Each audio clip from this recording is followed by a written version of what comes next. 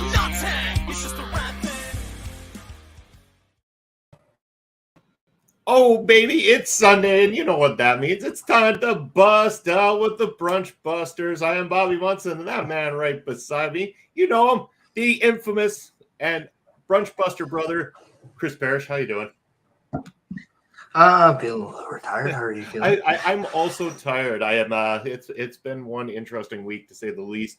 Definitely, I've been tired, feeling a little cranky, trying to work on it, trying to get happy. And you know what? It's a happy Sunday, so let's get the energy going. Let's get it all flowing. I know that last night I had Prairie Pro Wrestling, so I was up pretty late. And I know you had a busy night too, as well, because you had your final pro wrestling match. And we'll say good morning to Mr. Papa Smokes. Speaking of guys who were up late last night, Papa Smokes joining me at ringside to tape the Prairie Pro Wrestling stuff. How you doing, Papa Smokes? And then there we got Mr. Bastard 69. Ryan, my man, how you doing? Hopefully you're feeling a little bit better there, buddy. Missed you last night at PPW. And yes, Papa Smokes, that was one hell of a PPW show last night. An electric crowd fired up right to the end, and they wanted more, which is what you want to do in pro wrestling. You want to leave that crowd wanting more so that they come back for the very next one.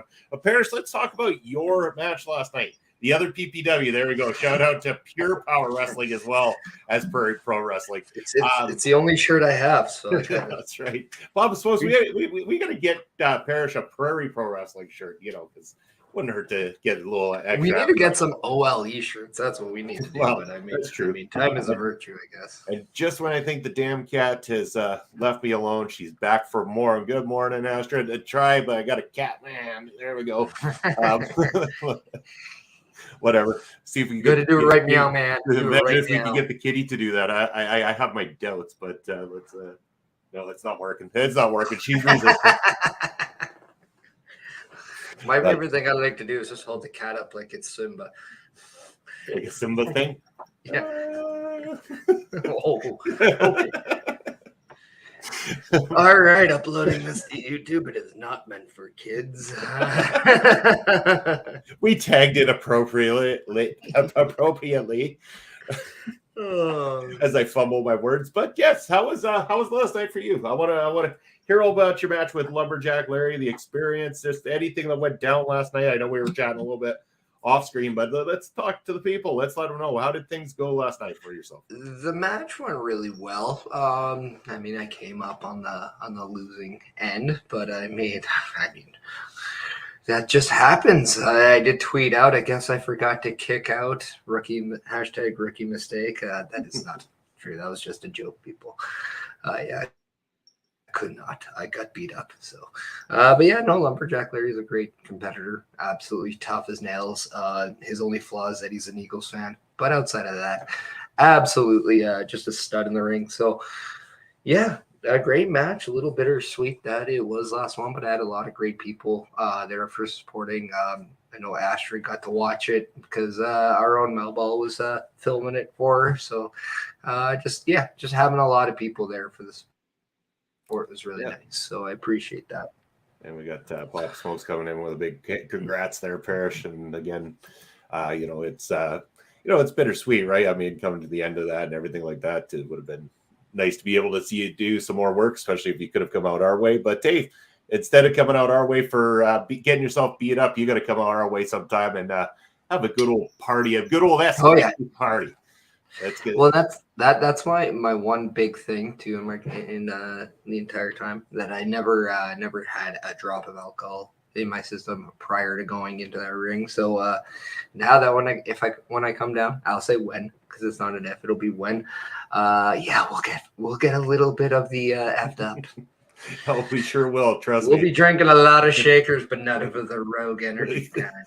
We might use the Rogue Energy shaker, but it's not what will be on the inside. Actually, true story. I did not. I am an energy drink guy. I did not have a single energy drink, but I did have a lot of Rogue Energy for that. So my last match was fueled by Rogue Energy. Where you can go to rogueenergy.com. Use a promo code OLE pods and receive 10% off your order. No word of a lie. I got 2 shakers right here. Rocket Pop and Strawberry Kiwi. I recommend getting your Strawberry Kiwi while supplies last. That's the big seller too, isn't it? That's the one that they tend to run out of quite frequently. Yeah, and I love the shakers too, but it's like one is definitely larger than the other, so it's like, oh, it's quite funny because They're really nice looking shakers. I got to say that. Like, I mean, those are some sleek looking designs. I like them.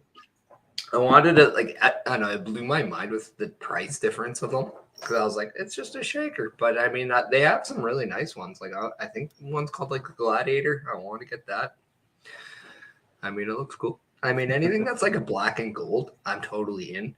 I'm not gonna show any. Maybe because I'm a Saints fan, I don't know, but I just like black and gold.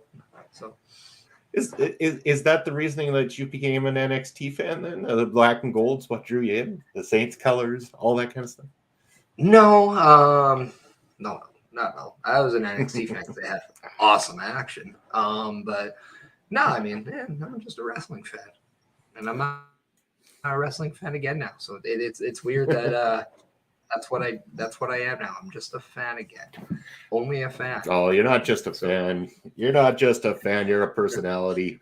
Whether it's in the ring or on screen, you are a personality when it comes to pro wrestling, and that will change. I'll keep that sauce. So, but speaking of wrestling, that I think this is a wrestling show, is it not? I guess so. I guess so. Sometimes, anyway. I know I'm not allowed to flash people on the show, so it must be a wrestling show. So what's everybody watched this week? Let's find out. Let's go to the chat. What do you guys checked out this week? What are the topics for the week? I don't know. I didn't write anything down. I think I saw a few things. Well, I mean, you mentioned NXT, and they had WWE had their last PLE last night with NXT Deadline. Yeah, I haven't got around to watching it yet, but I've definitely heard about the victories from it anyway. Yeah, we definitely. Yeah. Sorry. Oh, I was just gonna say. I mean, I'm not up on my NXT all the time. I mean, even sometimes I turn to taking over on a weekly basis to get all my feed of NXT. Good show. There you go. Yeah, I'm getting good at those plugs. But yes, I noticed that someone, I don't know if anyone would have predicted this or if someone did, but correct me if I'm wrong. Anyone saw Grayson Waller walking out victorious in the Iron Challenge matchup? Yeah, I thought that was a nice swerve because I think everyone going in was like, okay, this is Carmelo Hayes' match to lose, right? He was easily probably the odds-on favorite. I thought a lot of people expected maybe Joe Gacy to be that second in command if it's not Carmelo. But man, Grayson Waller, this is why I love the debut of matches because sometimes they just pull a wild card out there. And I love the fact that Grayson Waller got the win because when we want to talk about personalities, there is no bigger personality on NXT right now than Grayson Waller. That guy brings the heat whenever he steps out of that curtain. And I think it's a great move, to be honest. I thought no matter who walks away between Apollo and Braun for that NXT championship, knowing that Grayson Waller's right there for the pickings as now the new number one contender, I think it's great. And it's a fresh match and it's an organic match. It's not like we're going to bring in somebody from the main roster like they did with the NXT tag titles, which I know we will get to in a bit, but I just think this is a great stepping stone for Grayson Waller. And I love it because you've kind of already played your cards with the JD McDonoughs and the Joe Gacy's with the NXT title scene. And I think you want to protect Carmelo Hayes for that opportunity when he goes there. Not to mention the Royal Rumble's in a few weeks. Who's to say that he's even going to be NXT champion? He might go straight to the main roster. So who's to say? But yeah, a huge surprise, I think, for Grayson Waller. Yeah, and a nice surprise at the same time. I'm very familiar with him prior to his NXT days. Matty Wahlberg, who worked for PWA Black Label. There's definitely potential in him. He's got a uniqueness about him. At the same time, he plays that jock-like character, that annoying jock-like character that you always kind of wanted to slap around because they got an arrogance about them and stuff like that. But it transitions beautifully to a pro wrestling heel role. Definitely. And you can see that there's been progression with him since joining NXT. And it seems that there's a lot of trust in him as well, too. So they must, people at the top, not only enjoying his work, but obviously liking him backstage as a person as well too, and they see the potential in him to put him in such a high profile position, especially as the first victor on the men's side for the Iron Challenge matchup. Yeah, and we've seen like in the past, like AJ Styles has gone to NXT and he worked alongside with Grayson Waller in a little program. We saw Grayson Waller a few times on Monday Night Raw to help further that program, and he looks like he fits, even though he might be a little bit in the I don't want to say awkward, but he's definitely unique in some of his ways that he goes about, whether it's moves or how he goes about things. He does it in a fashion that's him. And I think that's really the key. Like he's 100% him when he does things. So no matter if it looks a little bit different than maybe your traditional wrestlers, you believe him. So he's very confident, very much set in his own way of who he is, and I think for that reason a lot of people gravitate towards hating him. He's kind of like the NXT Miz in a way, and I love that because regardless, even if you like him, you love to hate him, you're going to always remember who he is. And I think this is just a great progression now on the evolution of Grayson Waller. So very much happy to see where this goes, and absolutely cool to have that distinction of the first ever winner of the men's Iron Survivor match. And then just like Roxanne Perez becoming the first ever female Iron Survivor. I think that's the one more people were okay. I think a lot of people pegged her as the favorites to win.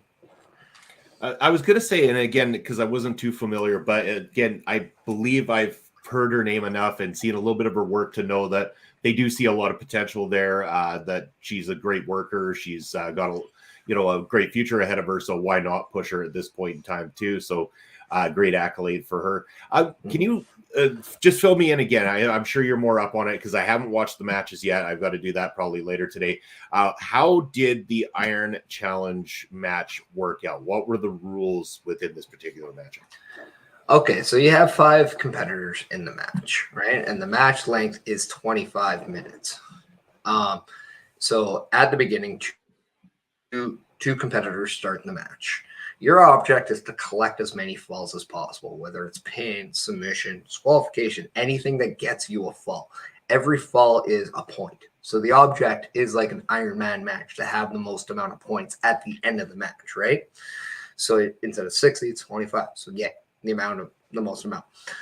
Thing is, if hypothetically you and I were in the ring starting this match and I pinned you, you then had to spend the next 2 minutes in a penalty box, which means, yes, that's kind of taken away from the King of the Mountain kind of match, right? A lot of people think like, but what that does is takes you away from the match for 2 minutes. So now there's 2 minutes of that match that you're not able to collect a point to better your chance of winning. So that's kind of like the defensive standpoint. You're also seeing a little bit of the scramble quality because it is everyone for themselves kind of in that. Anybody can go up against anyone because every 5 minute comes, somebody else enters the match until all 5 people are in the match. But then you're also getting kind of that War Games vibe because every 5 minutes, every interval, somebody new's coming in. So they just freshens up that match, freshens up that feel. So in kind of tune, those are the rules in the match. And I thought it was an interesting match because I'm going to give the women a lot of credit because they had the very difficult job to go on first. And a lot of people did not know how this match was going to play out. And they had to go out there, do the match, and kind of explain in live motion how this match works for the first time. You kind of had that same feel when the first elimination chamber match happened. A lot of people were kind of unsure about the rules. They kind of just they kind of learned as they go. And it's not exactly the easiest task. So I thought the women did a great job. I thought the finish was fantastic with Roxanne Perez being in the lead. I believe it was Indy Hartwell got her finisher off on her. But as the time was expiring, Roxanne Perez, veteran move, rolls out of the ring, so the pinfall cannot happen. Therefore, she wins the match. I thought that was a very good defensive strategy on her end. So, yeah, I thought they did a great job, and I thought the matches went very well. I don't think there's a lot of confusion in the live crowd. I think, if anything, it's probably the people that weren't paying attention to the product, who did not understand the rules of the match. But at the same time, these matches were great. The pace of the matches were awesome. The action itself was fantastic. And I think the more and more we see this match, the more people are going to just get it, cling on to it, and be completely fine with the rules. So would it be safe to say that then, after seeing both these particular matches, how they unfolded, how the stories were told within them, and it does sound like, as we're seeing right here, the ultimate story, did the women take it to another level? Like, if I'm someone, okay, I haven't watched either match, but say I'm someone who's not a wrestling fan, not necessarily have the background in it, you're trying to convince me to watch one of these. Where am I going to get the best told story within the two of them? Which is the stronger of the two that tells the story and gives me what I would need as a fan to understand how this match works? I think they both did a good job with the rules, and I think both of them understood it. I think just with the women, they just had a harder time because they were the first. Yeah. So in case you weren't sure, and I'm sure there's people in the audience that were very unsure with how this match was going to be structured. And I don't think you had that feeling after. And I definitely don't feel people were confused about the rules with the men's later on. I thought the women did a great job with the competitiveness of the match. I thought the strategic story was great.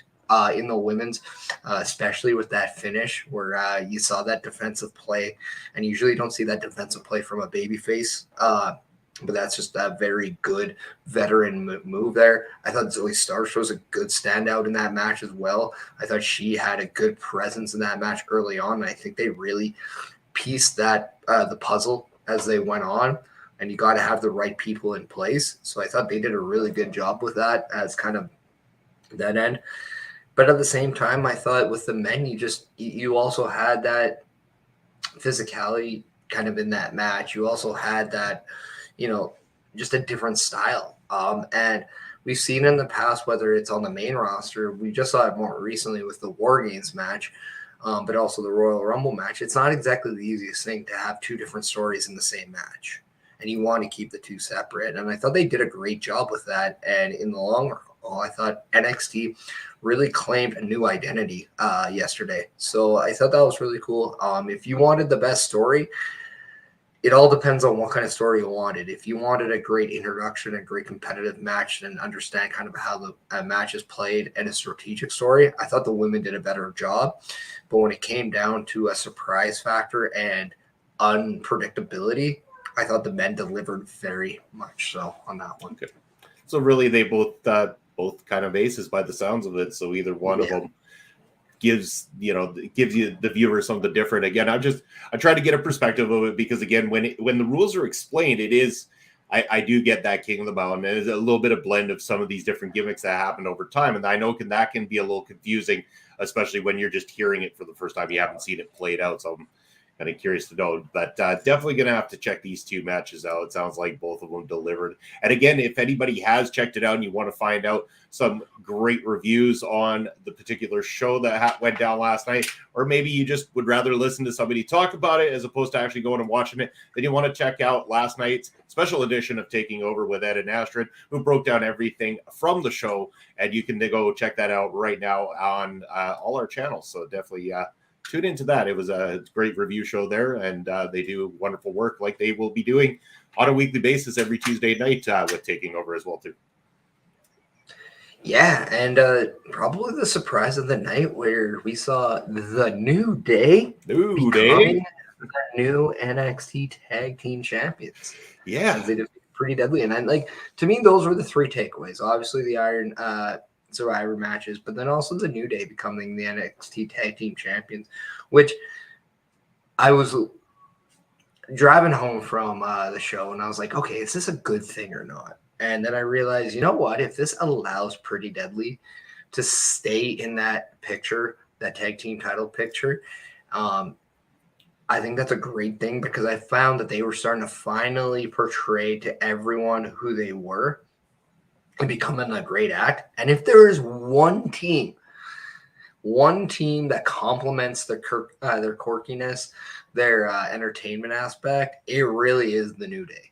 So I can only fathom what the segments between these two teams are moving forward. And if by chance Vengeance Day comes and we see Pretty Deadly reclaim those titles and get that rub off the New Day, I think this was a fantastic move under WWE, especially knowing that the New Day are kind of in a crunch where they're not going to be going after any tag titles on the main roster. You're not going to see the Usos against the New Day anytime soon.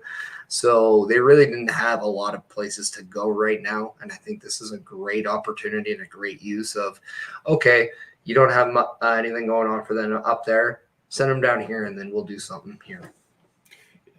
And then we got, of course, Andre joining in, the new XT Tag Team Champions. And good morning to you, Andre. Thank you for joining in on Busted Out. And mentioned it last night, good selling point for the PLE outside the PC. And again, once I saw that the New Day was there, that they were going to be in contention for the titles, I really did have a feeling this was going to go in their favor. I had a strong belief that we were going to see new NXT Tag Team Champions in the New Day. I don't think it's a bad move by any means. Again, that they have name, it's established. They want to continue to, rise the credibility of NXT. They bring in the New Day for a while, who, you're right, they, at this point in time, especially main roster wise, there isn't a lot going on that their narrative fits into in terms of tag team. So why not have them come down there for a while, work with some of the teams there, get those teams experience, and once they do drop the titles back or drop the titles to whomever they drop them to, that is a big rub for whoever takes the belts off of them, because you're not only beating the current NXT Tag Team Champions, you're beating the, former multi-time tag champs and a team that, albeit has just had that memory brought down to second place, were at one point the longest tag team champions in WWE history. Yeah, and I think it's easy to say that New Day as a collective could be the most decorated tag team in WWE in the most recent era and in possibly ever when it's all said and done. They're one of the best acts going in professional wrestling, one of the most one of the more longer acts too. As I believe they kind of started back, I want to say WrestleMania 31 or even 30. So might even before that, but just seeing kind of how the New Day have evolved and kind of some of the barriers they've broken over the course of times. Like, remember, they're downloadable characters in Gears of War. Yeah. The success Xavier Woods has outside of WWE with Up, Up, Down, Down, with his gaming channel, with the C4 when he was doing stuff there. And an appearance on Celebrity Wheel of Fortune. Yes. But then also we have that, international kind of vibe with Kofi Kingston and how influential he is, especially in Ghana and all those areas of the world too, especially when he became WWE champion. They bring a lot of notoriety down to NXT. They bring a lot of credibility to those championships. And then Intel will bring a lot of credibility to whoever they face. So yeah, this can only do wonders for Pretty Deadly, especially if they were going to continue, because if New Day came in and lost, where do you go from there? It's pretty much done, right? You come in, you lost, you can't really do much. But when you win, you extend that, and then you're allowed to have that feud. And that's kind of why we love wrestling, right? You have those feuds, you have those rivalries going on. And because of that, they hook you. And that's the whole point of wrestling, is hooking the audience. And I think that's a great thing. So very interested to see. And I think now that NXT is going back on the road, those are just selling points, like Astrid mentioned. to have people come in because the New Day is an act people do pay to see. Yeah, you bet they are. And yeah, I mean, I see no fault in them choosing to do this. The only other booking way out of it, I think, would have been to have New Day cheated out of the victory or something like that, or they win by disqualification, so the belts don't change, and you would still have a bit of a narrative there. But them winning definitely has its narrative and is going to do wonders. And again, like you said, credibility to the tag belts over in NXT. So I think it's a win-win situation. It sounds to me like Deadline hit the mark last night in terms of everything. There's an Eddie spot. Let's hear about this. Break that down for me.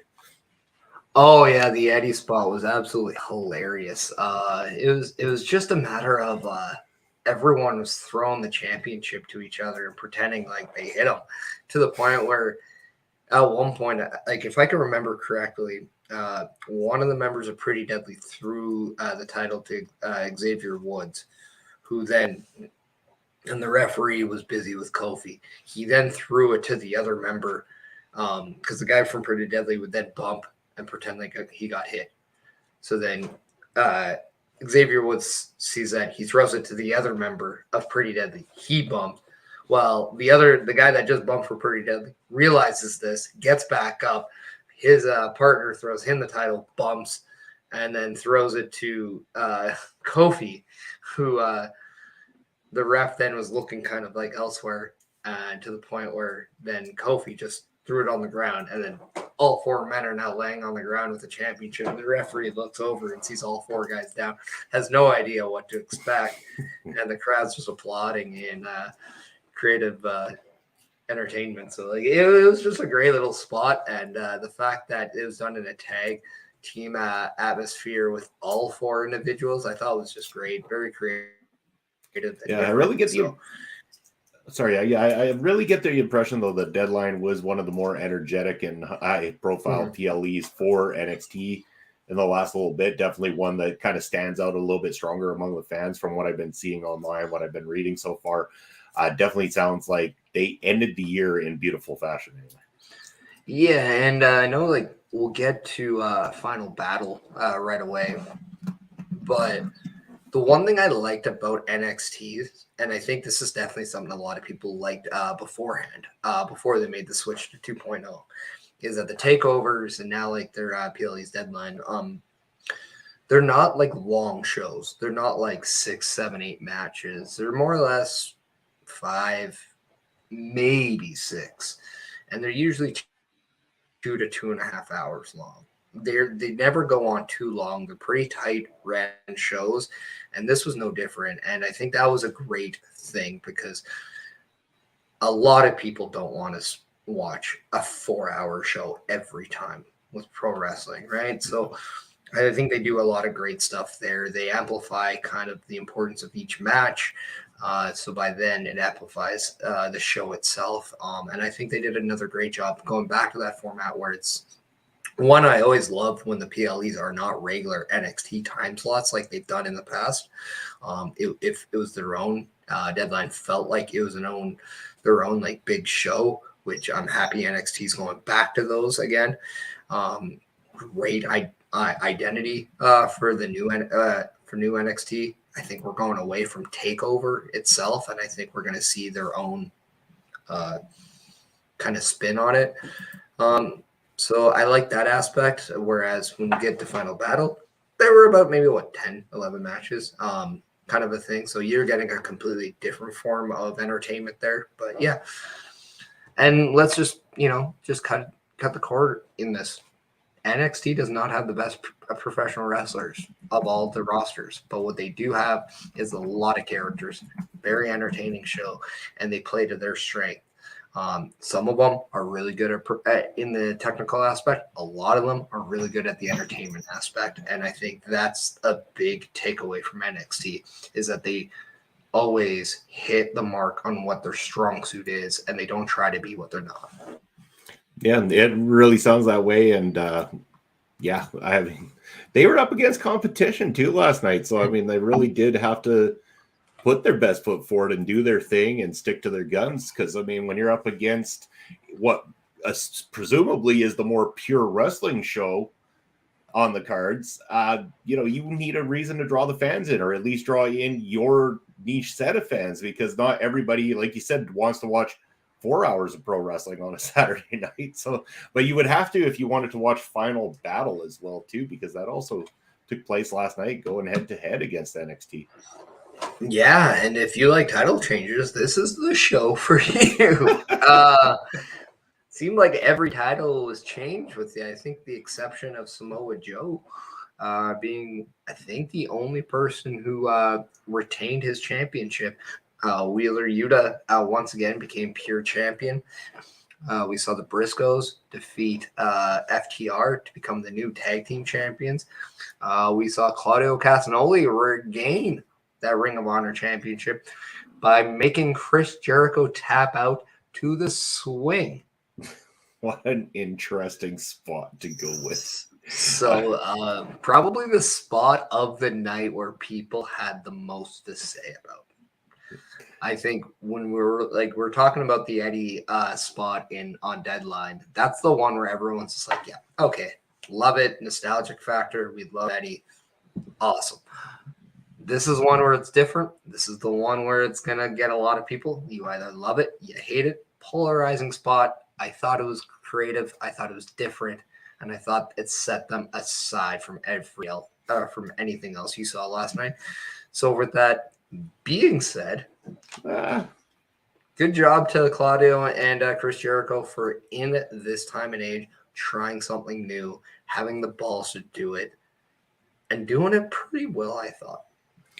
The best part about this, I'm thinking, is that the comical side of me wants to just picture Jericho on an amusement park ride or something like that as he's tapping out halfway through. He's on the roller coaster going down. I can't. Because I mean, the swing doesn't come across like something you normally tap to. But again, if you can't break the hold, if you can't get out, and eventually you don't want to be losing your lunch in the middle of the professional wrestling ring, I gotta say, I guess you would have to probably tap out at that point. And I guess being able to not go home walking like a complete alcoholic was a little bit more important to Jericho last night than holding on and retaining that Ring of Honor championship. Well, I mean, I think everybody's been in this situation where they've gone on a roller coaster and one of those people that they know or saw just wasn't feeling it, and they go on it and they're absolutely like sick to their stomach. They feel defeated. They do not want to do anything after it's all said and done. And it's funny because I think that's kind of what it was. And that's kind of how I imagined when I first heard about it. And I'm not that person who was gonna like be upset with it, because I think that's hilarious. And knowing that guy there who is just, I've had enough, I'm done, I'm gonna be sick to my stomach, knowing that that's Chris Jericho, who can just about make anything passable. I just think it was a fantastic touch, and the fact that, again, they did something completely different, I just thought it was great. Like, how can you dislike the fact that they tried something new and they tried to pop you with something you didn't expect? I think that's exactly what you want out of pro wrestling. I think depending on the people involved sometimes too, the fact that it was Claudio that pulled off the move, it's Claudio that people want to see as a champion in the first place because he's so universally loved, that you can get away with something like that because it's believable. Claudio's been doing a move like that for so long. And the fact that the rotations just wouldn't stop. I mean, the narrative is there. It definitely works. Claudio's a big, strong dude. What are you going to do? I mean, you come out of that thing super dizzy because he's done. He's just going to go lock you up in something afterwards anyway. So, I mean, you can tap out or you could just wait to find out what move he's going to do next to put you down for the 3 count anyway. So, I don't blame them for trying it. I don't blame them for doing it. I know it's probably going to be polarizing because what isn't? Wrestling fans are very polarizing, fickle people. So they tend to like what they like and dislike what they like. And there's always going to be controversies over what was good and what wasn't good, what decisions were made. I'm not opposed to this. I'm on the same side as you. I have no reason to reject this as an idea. Now, I hope they don't decide we got to do this again and again and again and again and again. Let's not make this the super kick now. But again, if it's something that you have in your back pocket and you want to bust it out every now and then, Nice. I mean, why not? It's different. Is it the most traditional thing? No. But guess what, people? Creating something new in pro wrestling is very, very difficult. Why? Because everything has been done. It's like reinventing the wheel. It's not the easiest task in the world. So if you're able to do something that nobody's seen before and nobody expected, good on you. It's just a rare thing in general, kind of thing, to surprise anybody involved in pro wrestling.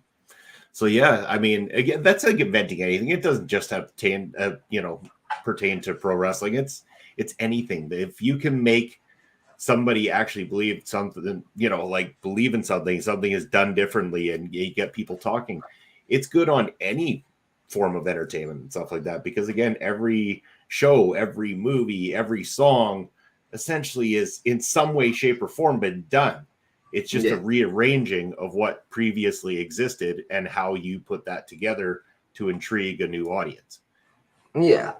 And just kind of go back over some of the other title changes. We saw the Embassy defeat Dalton Castle and the Boys to become the six-man champions.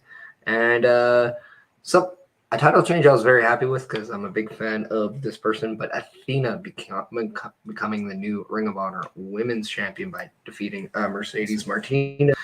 I think a lot of people probably wanted Mercedes Martinez to retain. I'm just happy that they're doing someone with Athena because I thought she was, it's a typical, AEW brings in this ex-WWE person, and then 6 months later, nobody knows what they're doing with this person. Why not? So the single fact that now we have a direction for Athena, now that we know there's something going on, I just thought was absolutely amazing. Yeah, and I couldn't agree with you more. It's a talent that I thought should have been done with from the start. But the fact that now that's going to happen, the fact that she went over Mercedes Martinez and now has a championship, that is awesome news. Athena is a great talent, and I think that it would be a shame to waste her even more than previous company did prior to her exiting. So yeah, I mean, congratulations, Athena. I hope that this is not just a forgotten championship run. I hope that they really do something, because it sounds like more than anything last night, we talked a lot heavily about it with NXT, but ROH as well too. It was about building new stars. It seemed like both companies were doing different stars. But just as you see my partner in crime, Chris Parrish, just taking a little bit of a break. So while he does, and while I got everybody's attention, we got a lot of great talent here in our local establishment. We talked about taking over with Ed and Astrid, but we've got a lot of things on the calendar, and the month of December is no exception. We're rocking and rolling all month long with a lot of great things, and I want to play a little video for you to show you what you can expect this week from our local establishment.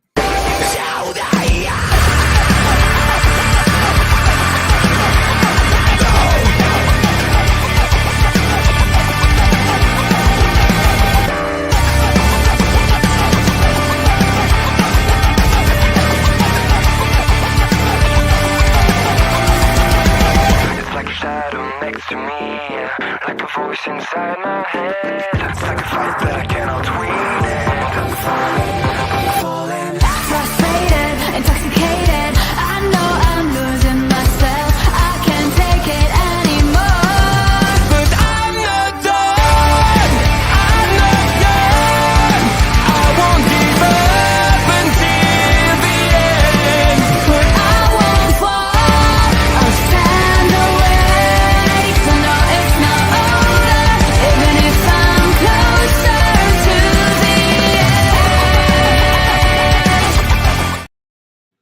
And there's what you got coming up this week from our local establishment. Again, I wasn't too sure if Paramount Full definitely is happening tomorrow night, but I put it on there anyway as it seems to fit the schedule of the releases of that show. You'll see Millballs Mix on Friday. That one available through the Our Local Establishment social media. So definitely check that out, as well as all your regular programming. You'll see we have a special edition of Ring Respect Radio dropping this Friday. It'll be a pre-recorded interview. Myself and Papa Smokes are going to be joined in studio by the one and only Rich Bocchini, a guy who's been the voice of MLW over the last few years. And we're going to be picking his brain and seeing what we can learn from Rich Bocchini. His wealth of experience when it comes to commentary, I think, is going to be beneficial to myself and to Papa Smokes. Big time. I mean, we very much looking forward. Ambassador, yeah, nice. You bet, buddy. It's going to be awesome. Looking forward to talking to Rich. We've got that all set up. We're going to be recording on Wednesday, and we're going to be dropping that interview for you guys this coming Friday. So stay tuned for that. That's going to be probably happening early evening on Friday. So be checking it out. It's going to be great. We got a lot of great things coming up. And as you saw there, just a lot of great shows. And as I am joined once again by my Brunch Buster brother, just checking out the calendar, man, letting everybody know what's coming up. We got lots of stuff this week, and maybe stuff that didn't even hit the calendar. You never know. It's busy, it's active, and things are on fire here at Our Local Establishment. Yeah, so you just pull up that stool, as the Twitch says. People are like, oh, what the hell does that mean? It means that we want you to come join us. That's all it means. Yeah, like you said, a loaded card. That's what they said. Very much a loaded card. And, we are getting closer to the end of 2022. And again, I don't know how that's going to affect certain programs and stuff like that. I know that if you tuned into Fusion this last Thursday, Pop Smokes and I mentioned that this coming Thursday night is the final Fusion until the new year. So they won't be back until January 7th. But because, we just have no quit in us, we're going to spend the next couple of Thursday nights after that with you guys, giving you kind of a year in review kind of thing. We're going to be talking about on one episode what we liked about pro wrestling in the year of 2022, and that'll be a special edition of Ring Respect Radio in a live capacity. And I think the week after that we might be talking a little bit about wrestling on the prairies. We both had the opportunity to read pretty much a good portion, if not most, of Vance Nevada's Uncontrolled Chaos encyclopedia of professional wrestling here in Canada. And so Papa Smokes and I are decided we're going to take some time talking about the prairie provinces, in particular Alberta, Saskatchewan, and Manitoba, because there is a lot of heritage there that we want to speak about. And of course, Papa Smokes originally a Manitoba man, me originally an Alberta man, now both living in Saskatchewan. We figured that would be the best three provinces for us to discuss on that episode. Yeah, no, that'd be awesome, because I think again, like, when we all know that, like, during these times, like, things get a little different. You don't always get like your regular broadcasting, whether it's with, streaming, whether it's with any wrestling show. So yeah, what do you do, right? Like, you got to call those audibles. Got to call it on the stream, brother. Well, you and I we have a bit of a conflict too, because Busting Out being a Sunday takes place on Christmas Day this time around. So it makes things a little complicated for some, of course, but we might not be on our right. Yeah, that's right. We might not be on our regularly scheduled time slot on Christmas There Day. might be some spiked eggnog. Later that night, closer to the midnight hour ish, we might, be pouring the booze and having a little bit of a party here on stream. It'll be a very special late night edition of Busted Out. And those late night editions, they get a little bit more PG-13 than this one. Oh dear. The After Dark special. Busted Out. BrunchBusters unwrapped and ready to go. In fact, Busters After Dark, that means we're bad. Oh my God. I don't even know what to do. I'm already uncomfortable. All right, mic drop. We're out. Thanks, everybody. That'll do it. But I mean, we'd be remiss to say that we can't just go out right now. One, we're only like come on. Like a very unprofessional indie show, we go over time, people. Of course.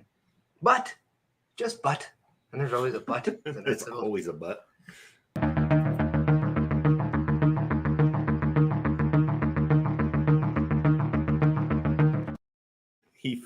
away. I did. Not breaking news to know that the artist formerly known as Sasha Banks, Mercedes Renato, is going to be at Wrestle Kingdom. But Dave Meltzer now reports that she is officially done with WWE as of right now from a contractual standpoint. I think a lot of people understood that her deal runs up around December, January. Dave Meltzer, take that as you will. It's reported by him that she is officially done with WWE from a contractual standpoint. Very much so could be going back, but thought on Mercedes, aka Sasha Banks, not only being a part of Wrestle Kingdom, but potentially done with WWE. I mean, I'm curious to see the Wrestle Kingdom spot. I'm curious to see how she does outside of a WWE setting. I've not made it, much of a secret that I am not the biggest Sasha Banks fan. I don't think that she's up there for me. I wouldn't highly rate her as high as what a lot of people do. So this to me isn't like, I'm not hurt by this happening or anything like her being done with them.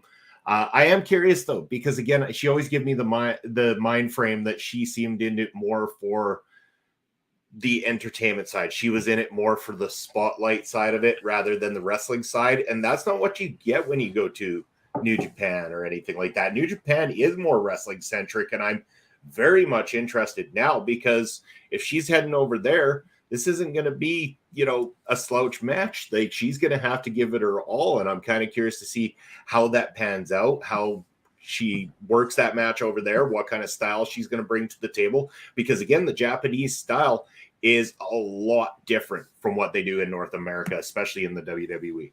Yeah, and it's been already reported by, I want to say Jay White. I could be incorrect on that, but that she could be the perfect female fit for the Bullet Club. So it'd be very interesting if that is something we're going to see moving forward. Also made me kind of think, hey, maybe this would have been a great solution to the Rhea problem. But at the same point, I'm looking at it and I'm like, you know what? I actually like Mia Yim in that role a lot better. But very curious to see what the presentation is going to be. I have a weird feeling that we're going to see Sasha Banks just in somewhere else, just not being called Sasha Banks. My critique about her is that she's not that creative when it comes to her presentation. She's evolved, in my opinion, the least when it came to her presentation since the NXT days.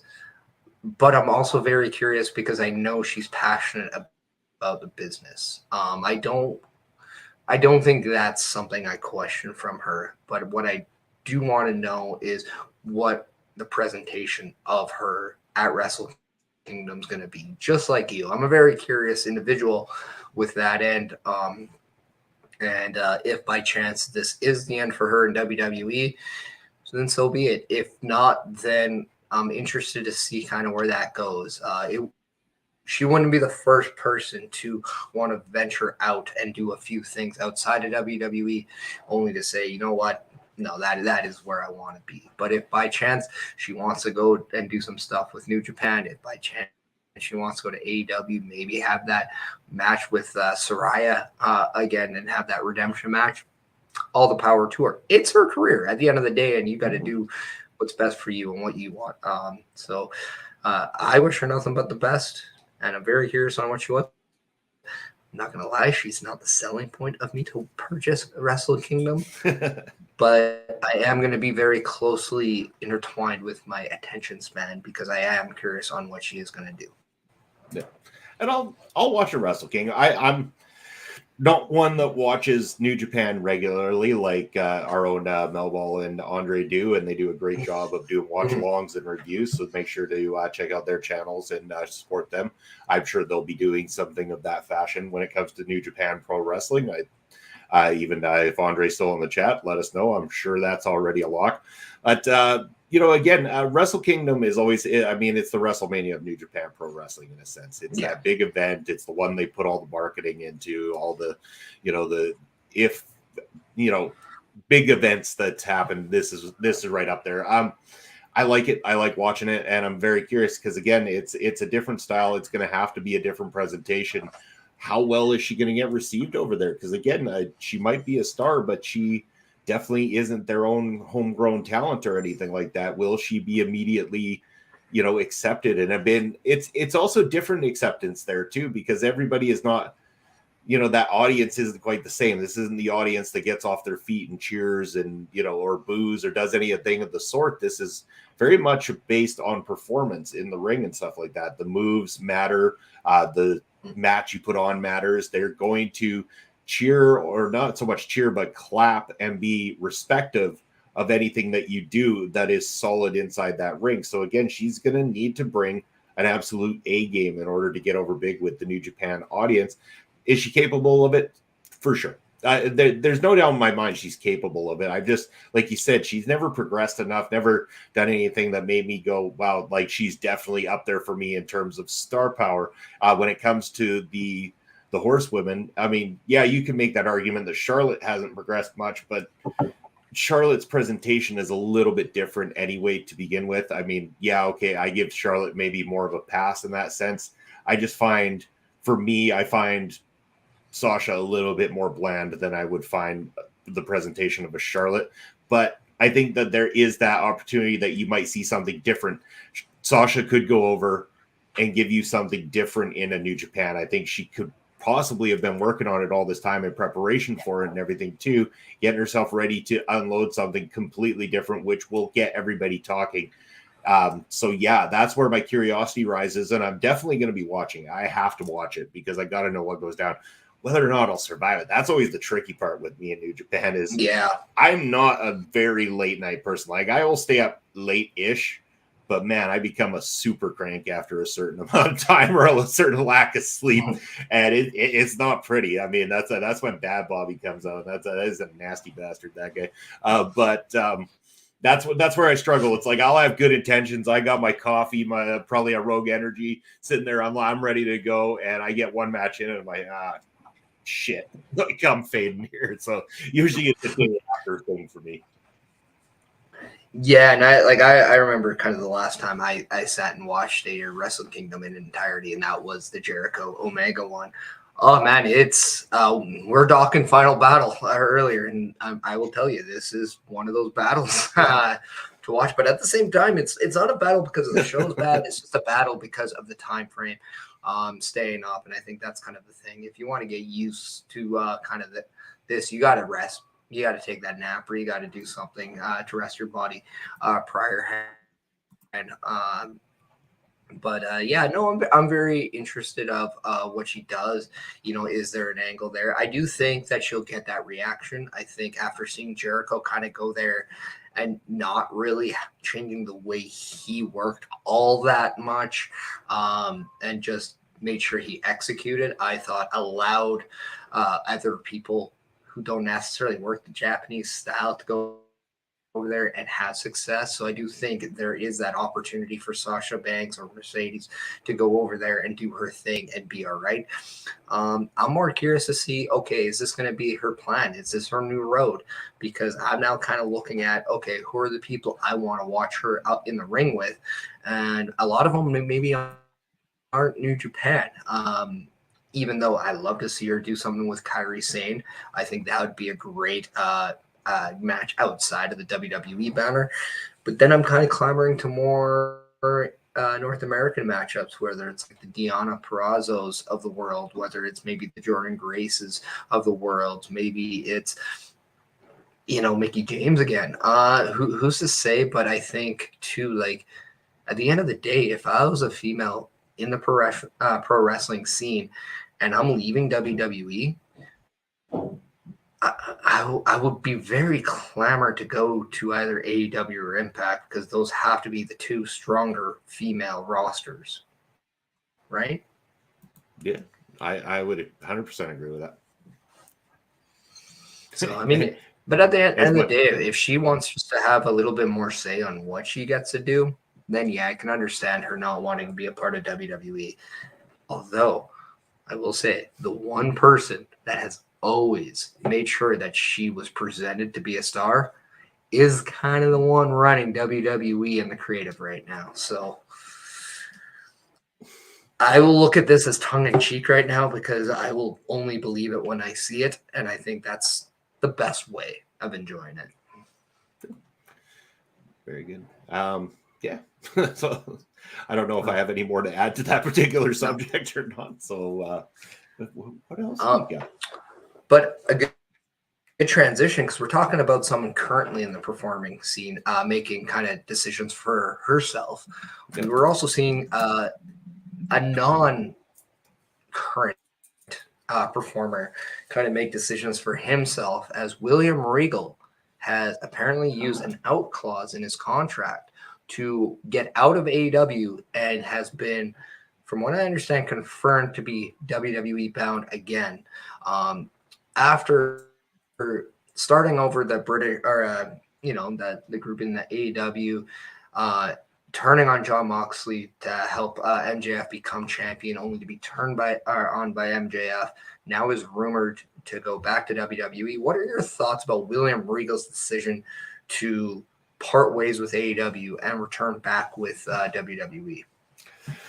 I mean, it seems like it doesn't show great signs for AEW in a sense too, because it makes you believe that the only reason that he was even there is because he kind of got kicked out by the other place. And now that the evil ruler of the other place is gone and his good buddy Papa H, as our own Carl Carafel likes to call him, is running the show, that he instantly was right there to make that jump back. And again, the fact that there was that clause for him to get around in the first place means that, to me personally anyway, Regal didn't have 100% faith in a run with AEW, and that he had feelings that, Vince would be gone and Triple H would make that call back. Otherwise, why make that clause in the contract? If you know for sure that's where you want to be and where you want to go, why would you have a way out that quickly? Yeah, I think too, like when you have that out, well, one, I also look at this as just, okay, William Regal, you're a step ahead of everyone else. It's definitely a veteran move when it comes to contract negotiation. Control your own narrative, I will say it that way. But it's true though, like whether or not it's faith of the longevity of the decision of going to AEW, or if it's more or less of a, you know what, I want to do this, I want to try it out, and if by chance I feel this isn't for me, I want to have that ability to not work in an environment where I'm not happy. And given his age, given his experience level, I don't fault him for that. If anything, I commend him for that. And just like we saw guaranteed contracts becoming more of a thing when we saw Scott Hall and Kevin Nash leave to go to WCW, I do think a lot more people are going to look at this out clause, and maybe an out clause after like a certain amount of time, whether it's like 6 months, 7 months, or something like that, as more of a basis of how they negotiate their contracts to begin with. And I think that's a very smart play because, again, what we're seeing in pro wrestling now is that there's a lot of people that are making decisions, and it seems like they're not necessarily happy with it right away. Or maybe it's like, okay, I got a new toy, but then they play with it too much and they realize, you know what, I kind of like my other toys better. So it's hard to say what the real reason is. I would love to hear a sit-down interview with him. I would love to hear Ariel Helwani have that interview with William Regal. I think that'd be great. But the one thing I'm so excited, because it's the one thing I missed just a few weeks ago, moving forward, we're going to get William Regal helping you out every time we see War Games. There we go. That's the best part about it. Actually, the best part about it for the WWE side of things, again, is another reason that they were, smart to get Cody Rhodes back. They have now have two people on the inside, not just the inside of AEW from a perspective of somebody working matches. Their perspective is somebody a little bit more involved on the booking, the contractual side, the knowledge of how their business is working. And this is all very instrumental for the WWE in terms of taking out competition is something that they have done for years. And you could see Triple H really is taking it seriously. He wants to make sure that they are the number one brand, and having that knowledge when the contracts are expiring. Now he might get that information from Regal. Who can we look at? Who is easy to work with? Who can we get to that level from over there that we might be able to pluck in only a year's time? Again, a lot of those contracts are set to 2024, like MJF keeps using in his promos, that there is an opportunity for WWE to swoop in there and start nabbing up a few people that might be potential stars, might be people that they can work with and feel strongly that will work well with their particular roster and their particular brand. Yeah, and another one that we're hearing a lot about just from a contractual standpoint is FTR in April of 2023. We're hearing that kind of float around the interwebs. And this is the reason maybe why they're losing the Ring of Honor team titles. Maybe we're seeing this as more of a trend. Maybe they will be, as time progresses, dropping all the tag titles that they currently have, because maybe they are primed to make a different decision. They have said that they would like to take a year off wrestling. That could just be all smoke and mirrors, because who's to say they might not be saying this because they want to make another decision in April. And it's a real thing. Triple H becoming the new head of WWE has changed the game. Pun completely intended there. But when it comes down to his relationship with a lot of the active performers in today's world of pro wrestling, it's completely different from how Vince McMahon's relationship was. So yeah, you got to take that into account. And if people don't believe it, the proof is already there with the amount of people he's brought back. Cody Rhodes jumping ship and going to WWE. The rumors of Chelsea Green, Matt Cardona potentially going there, and the idea of them having maybe a series on E, I believe, the rumors going in. That's the thing. William Regal already going back. And I think William Regal going back is a big one that can hit really heavy, because when you think of respect in pro wrestling, William Regal's name is at the very top of that list. And when he makes a decision like that, it's an eye-opening experience for a lot of people. I'd have to be reminiscent to think that people like Rusev, Miro, maybe even Andrade, among other people, are looking at this and saying, you know what? If I'm not happy here, maybe my best decision is to go back to where I was. Maybe my best decision is to go back to a place where I have that familiar face who understood how to use me back in this time, and maybe it could go back to that way, or I can have a little bit of familiarity with that time. Again, it's all about being comfortable on where you are. It is okay to be comfortable in AEW. It is okay to be comfortable in WWE. It's okay to be comfortable in New Japan, MLW, Impact Wrestling, not even wrestling. Just do whatever you want to feel. But again, I think we live in a day and age where nobody should be in a place where they're unhappy. And if that's the case, I think, again, and I go back to it, we're going to see those people negotiate contracts with that out clause moving forward, just because I think a lot of people want to take a little bit more control in their future. Yeah, and I can't blame them. I mean, it's a good thing to do. Again, maybe you just get to a point where you feel stagnant at where you are and you want to move on and have some fresh matchup and stuff like that. I mean, there's no harm, no foul.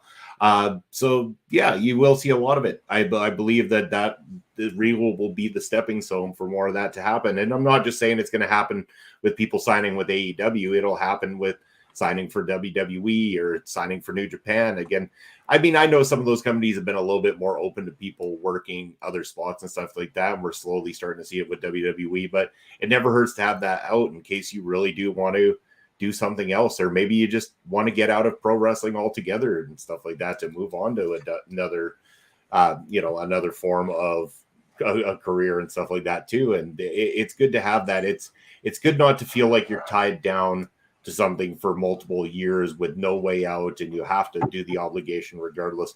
I mean, Jesus, look at Andy Kaufman back in the day when it came to the taxi. He wanted out as soon as possible after starting to do that whole thing up, even though he was popular doing it. He was famous for doing it. He just didn't want to do it, period. And unfortunately, he was locked into a multi-year deal with NBC at the time and had no way out. And it goes the same with pro wrestling. It goes the same with, sports of any kind. I'm sure you see it in football. I see it in the soccer world, people signing up with release clauses and things like that as well, too. So that, with the right amount of money talks, you can get out of these contracts and move on to something else. Yeah. You see it a lot in sports, in certain sports, maybe not so much in the hockeys, the baseballs, but definitely in football. And you even see it, like, I know you're a big soccer fan, and you see it when people want to transfer to different clubs. So you see it kind of in that way. But yeah, so it's a different day and age now in pro wrestling. It's a different day and age in terms of contract negotiating. It's just different. It's neither good nor bad. It's just different, and that's just it. So I don't know. It's very interesting. This next year and a half is going to be very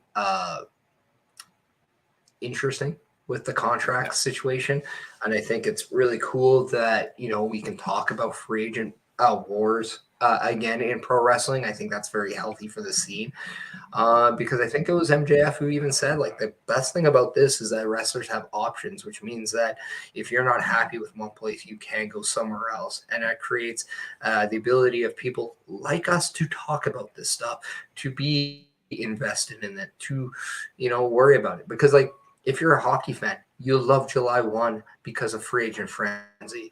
If you're an NFL fan, you love draft. You love that free agent feel. You love that stuff. Why? Because you love to see change in certain aspects. You want to see if splashes are made. You want to see if you get to witness something new. And I think that's the exciting part sometimes. Yeah, can it be heartbreaking? Sure. Did I kind of have one of those when I saw Trent Seven on AEW? Yeah, because that kind of was a signal of, like, do I see British Strong Style ever again? I don't know. It had nothing to do with me being upset Trent Seven went to AEW. It was more or less of, hey, does this mean I'm not going to see him and Tyler Bate or Butch P. Dunne again? Hard to say. And it's like things like that made me kind of just be like, oh, okay.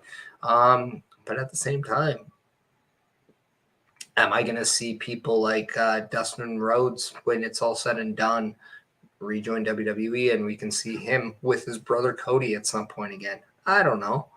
But what we do know is that we have that information a little bit more now about when contracts are going to expire. So the product itself is going to get more interesting. Does MJF's title reign become a little bit more diminished as we go into 2024, or does it amplify? So it's going to be very fun to watch. I can't wait. I'm very curious on the wrestling scene right now because it seems like change is happening throughout the scene, not just in one or two companies. And seeing as you mentioned him, and I think this could probably be maybe the topic of the night, the end topic anyway. You mentioned MJF, and on Wednesday night, I did check this piece out. Of course, I'm very invested in what MJF is doing because I think he's that great of a talent. But damn, Ricky Starks came to play on Wednesday night here. From my understanding, and I heard this on Busted Open Radio, is that Ricky Starks had certain drop points planned out for that particular promo. And all that just about got thrown completely out the window when he out there and just felt it and just did it. And kudos to Ricky Starks. He did an amazing job on the microphone. It was passionate. It was well said. I also got to give kudos back to MJF. And while I'll say this, yeah, he was outspoken on a microphone for one of the rare times in his career. But that is a testament to how good he is as a heel. When you have a heel that is so good at being a heel that you can fire up a baby face to throw out a promo, a passionate promo like that about how he just wants to beat the living piss out of this guy, that is what you need in pro wrestling. This is why heels and baby faces do matter. And in this case, it really mattered. MJF is so universally despised for the person he is that Ricky Starks was able to deliver the best promo of his entire career and had the world talking after Wednesday night. Yeah, and I'm going to say like 2, maybe even 3 points. I love this for 3 different reasons. One, I love the fact that we're seeing somebody new go up against MJF because it creates a fresh scene over that championship. It's not redundant. So it's great that it's not Jon Moxley. It's great that it's not Kenny Omega. It's great that it's not Chris Jericho, CM Punk, Hangman Adam Page, people we've seen in that picture before. It's great that it's Ricky Stark. It's also great that it's maybe not a Jungle Boy or Darby Allin or somebody like that because it's a fresh feud. I love it for the same fact that Ricky Starks had his coming out party. You know, you just introduced a new competitor for MJF. And if MJF just stands there and belittles Ricky Starks on the mic, he doesn't help anything. He has to let Ricky Starks get one up on him to have this be a feud people care about. You have the world title there. The last thing you want is your world title feud to be something people don't want to see. So the narrative of, MJF got ousted by Ricky Starks, yeah, by design, people, because this is what we call a work. This is the exact reason why MJF is so good. He knows when to be beaten. He knows when to be the offensive juggernaut he is on microphone. But he also is smart enough to know when it's important for him to get ousted. And because of that, you now have stock in Ricky. And that's a great thing because now when they have that match for that world title, you're invested because you are now linked to Ricky Starks. You care about him. You want to see how he does. You want to see that performance of a lifetime now. And now you have a world title match that is fresh. That is something you care about. And now it's something that you can look at Ricky Starks about and say, you know what? Maybe he is world championship caliber. Maybe he isn't just somebody I pegged to be an FTW champion, maybe a TNT champion. No, I believe that he could be a player in this company, and that's exactly what AEW needs to start doing more with their talent. Yeah, I couldn't agree more. And yeah, like you said, kudos to MJF for knowing when to hold back. Again, he didn't completely allow himself to get buried either, though. He just did it in a different fashion. Instead of trying to verbally lash back at Ricky Starks, he said, to hell with it. He takes the kid to Dick Kick City.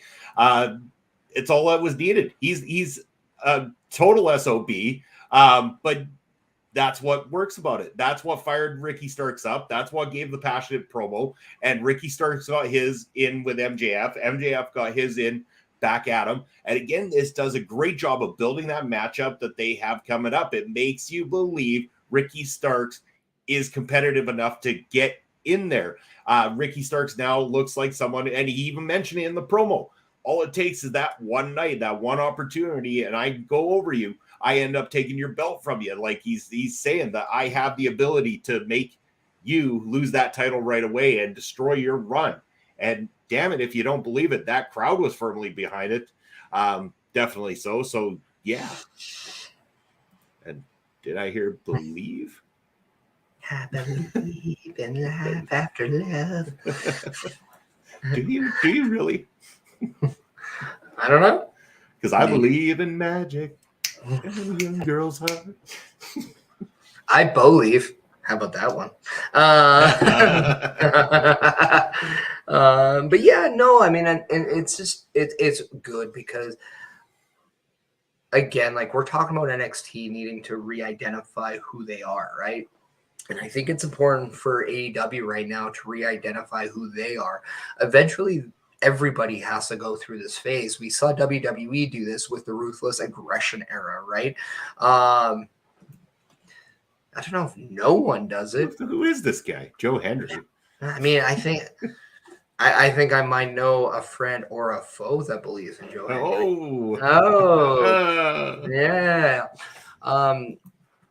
But yeah, no, and this is a very important time for AEW too, because WWE is flexing their muscles right now, and they're doing a damn good job of it. A damn good job of it right now.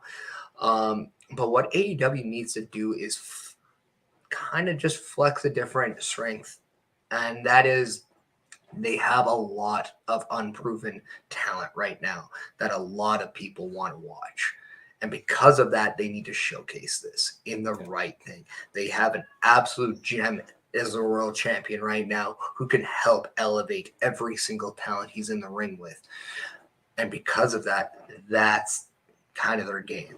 Yeah, when it comes to their big shows, that's where you put your big guns. You damn right you do that. But when it comes down to this time, you got to plant the seeds on your talent that need that rub. We talk about New Day potentially doing that for Pretty Deadly. We need to see that by MJF. MJF now has a new responsibility for the future of AEW. And this is a very important time for AEW because, again, if MJF wants to be the face of the franchise, this is shut up time and do it. And if he doesn't, that's going to be on him. Because, again, as he says, he has a very important 2024 ahead of him. But if he doesn't hit the home run between now and then, there's a lot of people at risk here. AEW being one, MJF being two. This can either be the shape shift that AEW needs right now to stay in play, and I do believe they're a number two, a distant number two right now. But they can easily pick it up if they do the right thing, and the right thing is you've got to develop new stars. Yeah, you really do, because as much as it's nice to rely on old stars, and we talk about some of those potentially doing WrestleMania this year, it is better to build new because you need that for the future and stuff. And if you're going to continue on with the company, and you say they're a number two, I mean, they're going to be a number two for a long time, even if they were to take over in the ratings for a while. It's, the ratings are not going to make you an immediate number one. WWE is going to be hard to knock off that pedestal because they've been there for so damn long. They've been doing this for so damn long, and they've destroyed everybody who's come along in their path for the most part. It's tough to get there, but AEW is the one that has the ability to pose the biggest threat. They've got a bigger TV deal than other companies do. They have a lot of money invested in it, but they also have a lot of young talent that if they do the right things with, which they haven't always notoriously been good at, then they could really do something. And again, I loved to see that. And I love to see that finally the belt's on MJF. I like seeing, I like Ricky Starks. He seems like a good kid. He's got a good look. He's got good ring ability. I like to see the fact that they push something fresh. I'm definitely going to watch this one. I'm not one that talks heavily about AEW, and I don't watch it religiously. Not that I hate it. I'm not one of these people that's divided WWE or AEW. Trust me, WWE has its fair share of garbage too. But this one I'm heavily invested in, and not just because of MJF. I'm actually interested in the match as a whole. I'm very interested in seeing what Ricky Starks bring to this competition for sure. So yeah. And that's just it. Like sometimes you just gotta try something new and see what you have. And we do put a lot of emphasis on our sponsor, Rogue Energy, right now. And if you're kind of curious, hey, what do they have in stock? Well, check out this video that they have where you can see the selection of different flavors that they have right now.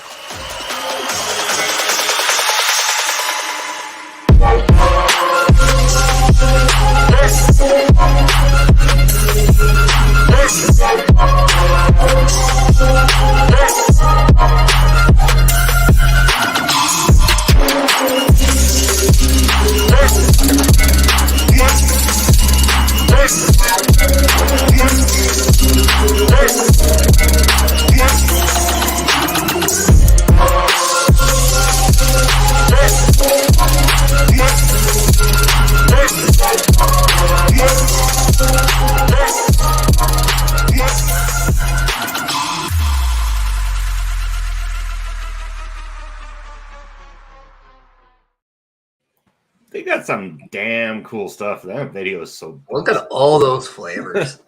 And like right now, I'm enjoying the strawberry kiwi. Absolutely fantastic. In the big shaker, I had the rocket pop. Absolutely insane. Absolutely insane at how much that does taste. So go check. You love it so much. You're double fisting the Rogue Energies. That's because I left an energy drink in my car and it froze, so I had to de-thaw it. Oh yeah, I wasn't smart. So yeah, it's a little bit on the icicle stage. It's an energy pop. Right. Yeah. Oh yeah. It's more of an energy brick right now. I'm surprised it didn't explode. Very happy it didn't. But yeah. Absolutely. I wouldn't do that, especially when it's like minus 15. Not a smart idea. Just not.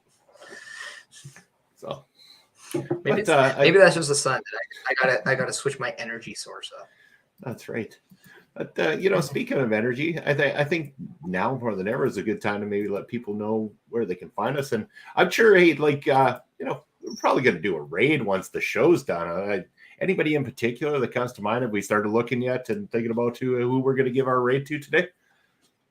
I am currently in there, so if you want to take the reins of letting us know where we can find you, I will make a little bit more attempt to find out who. All right. Well, I'll let Chris Parrish do that while you check out the ticker below. That you can always reach out to me if you want to talk about professional wrestling. But where are you going to find me in terms of the shows? Well, you did see the calendar earlier, and I'll let you know which ones I'm involved with. You can catch me this coming Wednesday night on a new episode of Beats and Beatdowns with my man Carl Karafel. We're going through that A to Z catalog when it comes to music and professional wrestling. We just dropped the episode about Lillian Garcia, so we've got the letter M coming up very shortly for you guys. So stay tuned to find out who we picked for the letter M this Wednesday night. Thursday, it's going to be a new edition of Fusion with myself, Papa Spokes, and we are talking all things MLW Fusion this week. I believe it's going to be headlined by Davey Richards versus SB Kento. So stay tuned to see how that one pans out. Then on Friday, it is mine and Papa Spokes recorded interview with one Rich Bocchini for Ring Respect Radio. And then again, right back here on Sunday with you guys for another edition of Busted Out with Chris Parrish. I don't know. We'll maybe have some guests coming up sometime soon. I'm sure of that. Again, guest opportunities are always welcome here. Busting Out, as we like to have other people to chat with. But yeah, I believe I'm sure you found somebody by now, but where can the folks find you outside of that lovely little ticker down at the bottom? Well, yeah, you can follow me on all the socials. I have Twitter at Chris.Parrish. At Chris Parrish. You can follow me on the Instagram at Chris.Parrish. I have my last match and then I just become a total moron. So it's all good. And then you can follow me on the Twitch at the Chris Parrish, and then on my YouTube at youtube.com at Chris Parrish. The @ logo is very important because it would not allow me to just put Chris Parrish. I had to put the @ logo. And in terms of the raid, let's just say we got a lot of different people that we met throughout our existence here on our establishment, and one of the people that really climbed into our support change is a guy named Forever Nerdy.